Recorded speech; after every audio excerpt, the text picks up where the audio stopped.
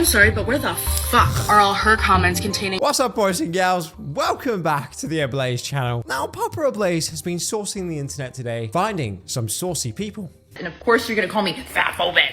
I have no irrational fear of people who are fat. Fat phobia isn't the irrational fear of fat people. It's the irrational— Nah, speak for yourself, but I certainly most do. I'm sorry, guys. They spook me sometimes, you know? I just be watching and then out of nowhere, bang! Take up the whole screen with their big personalities. It just frightens me. You know? What do you think I was gonna say? No fear of becoming fat. Because you know how society treats us. And you're treating us that way. You can frame it as self-love and blah, blah, blah, and all the other shit you're saying, but the science doesn't agree with you. The science says that what you are doing is harmful to fat people.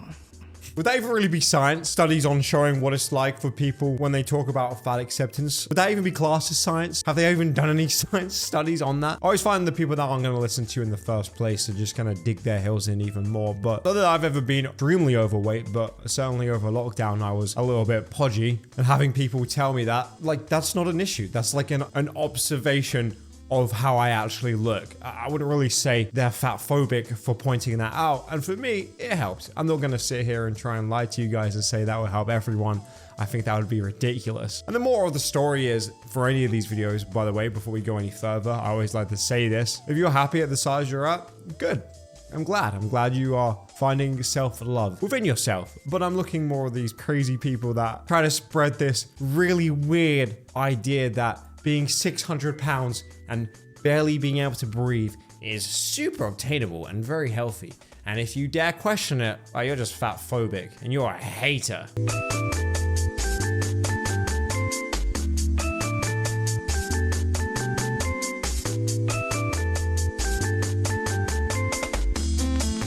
Oh no, man. These ones are like, on the one hand, it's like, okay, cool, bro. I'm glad you're happy. I'm glad you aren't hiding away and, you know, you're not hating what you look like. But on the other hand, I feel like it's just such a weird thing to promote. Overeating is dangerous and it's not something that is healthy like a lot of these people like to pretend it is on TikTok, which is just wild to me. You wouldn't now try and pretend smoking or taking drugs as being healthy. You smokophobe? Let me smoke my 10 packs a day. It helps me think better. There's a weird stigma behind, I feel like, food and people just overeating in general, where it's actually now completely justified and okay to do so. And you're not even allowed to call people out on it. Could you imagine if the same thing applied for like alcohol or cigarettes? That would be wild. I'm real concerned. You can barely breathe. You're just coughing every day. But I'm not allowed to say stop smoking because it's being smokophobic.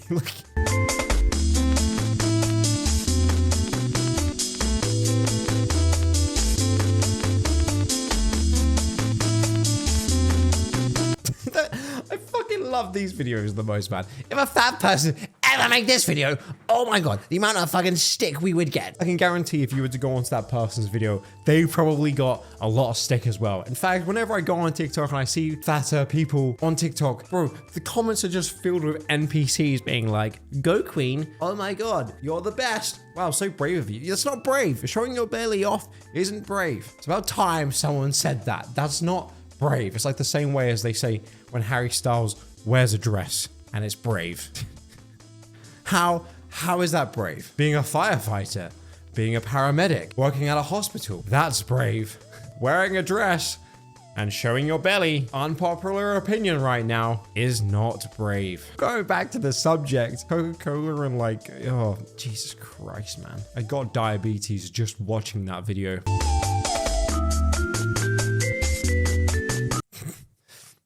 Yeesh. Fat acceptance activist on NZ News is sobbing. They had to put their interview window in landscape mode. It really be like that sometimes, guys. Holy news editor, fat acceptance movement, viewers. A job well done, if you ask me.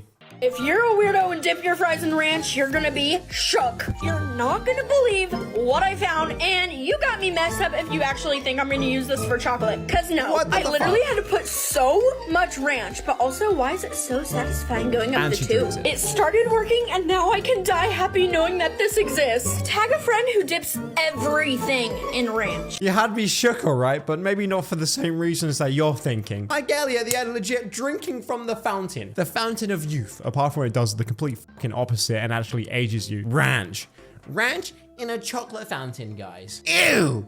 That is disgusting. That is ratchet. No. For real, guys, we did a petition for this. This has to stop. There has to be some kind of law in the US that just doesn't allow you to use fountains for other things except for chocolate and maybe cheese. And even that's a little bit weird. Uses it fully for a sauce, my guy, and drinks from it at the end, man. Holy shit. Hey everyone, I'm Classy Fatty Babe from what is now formerly known as the Fat Girl Society.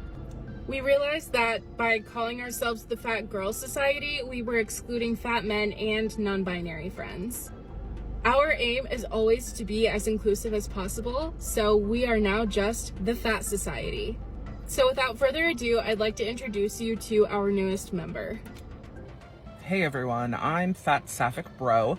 I go by Siliqui or Jaded. I'll answer to either name. I use they. You ever notice it's never any like hard people, you know, like a skinhead who's overweight and is like, yeah, I'm overweight. What about it? What are you gonna do? It's always it's always people with like color hair being like, hey girlfriends, how's it going? My name's Shaquish and I go by it, then, where, when, there, why? And I like being overweight, and it's really healthy for me. Also, you never see any people in their 70s doing this. Where are the older people that are overweight saying this type of stuff? My name's Margaret, I go by she, her, and I just like, love it. I love being overweight, give me food. No, bro, you don't, like, they're fucking dead. They're dead at that point. I'm trying to be more inclusive. Really? It's a pretty inclusive thing. I mean, well, yeah, sure, whatever. No, they have to like just call it just fat. It can't be anything else because my sausage dog wants to join as well. And the Fat Society just made it too human because animals want to join as well. They, them pronouns.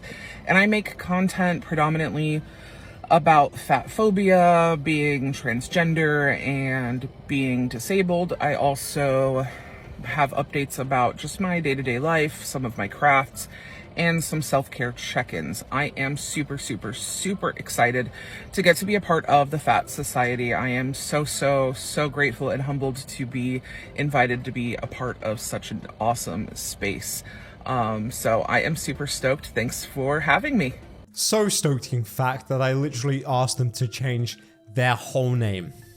That's how stoked I am. I'm so unbelievably stoked. It just kind of goes to show, like, whatever they do at this point, they're gonna offend someone. Like, my favorite thing recently where people just take it just way too far is the Harry Potter thing. The amount of people I see on Instagram now that are transgender and are like, yeah, I understand the movement and stuff, but and I'm trans myself, but I just really want to play the game. It's like, well, then play it, bro. You make these movements and handicap yourself with these like weird rules that you suddenly make, and it just makes it contradictory on yourself, and you make it actually less inclusive. And I feel like it just comes and backfires on yourself. Because when they're like 20 years from now, probably dying of being overweight, you know they're going to be laying at their deathbed just being like, well, we were given wrong information. Why weren't we taught properly? It's going to be our fault again. It's just never their fault. And they're always angry by something. Travel might look a little different for us plus-size folks, but it's still possible. The airlines should do a better job accommodating us, but until then, I'll keep shouting my message from the rooftop. You have to get up there first to do that. And yeah, you stupid airlines!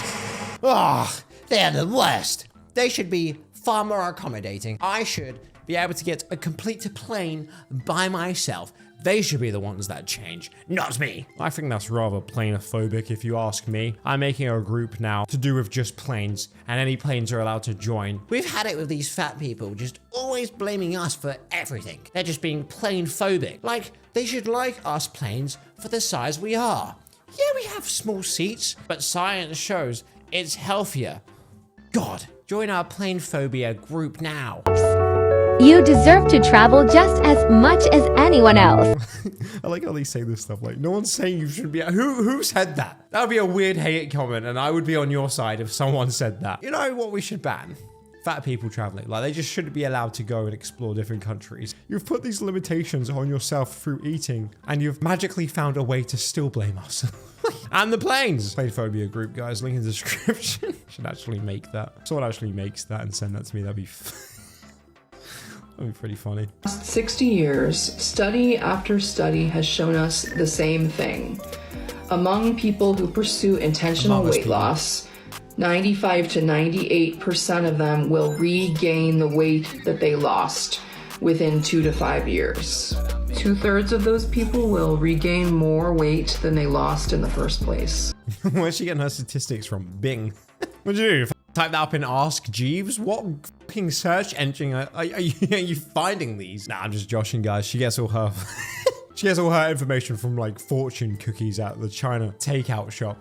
Where, show me any study that says that. So pretty much 95% of people, you know, 95% of people that try to lose weight put it back on apparently. The confidence in like how she's saying this as well is just mind blowing. Significant, sustainable weight loss is not possible for the majority of the population. Many people who pursue intentional weight loss end up developing what's called chronic weight dissatisfaction or weight cycling. It's most commonly known as yo-yo dieting, and it's when you gain and lose weight repeatedly. The science shows us that weight cycling poses a much larger risk to health than just staying fat. Imagine that. Imagine that, guys. In that case, just, you know, don't even bother. Like, if you're overweight, just keep eating. Don't even try and change. Don't try and better yourself. What are you, stupid? You're gonna just be doing the yo-yo effect, which 95... Bro, I'm not saying that doesn't happen, but 90... Those statistics seem a little bit off to me. Honestly, you shouldn't even try. You should just try and put on as much weight as you possibly can. Then you'll be as happy as I am. As you guys can probably tell, when you watch any TikTok on fat acceptance, we are so happy and bubbly people. Our personalities really shine through best when we can just be ourselves. These are the most depressing people I've ever seen in my life. Holy heckaroonie, guys. Please make it stop. And stop, I shall do. If you agree with anything I said, leave a like on today's video. Also, let me know what you guys think about this all in the comments down below. I always read the comments, so it's interesting to see what you guys say. Well, guys, hope you're all having a fantastic Monday, and I'll see you all in the next video. Bye-bye.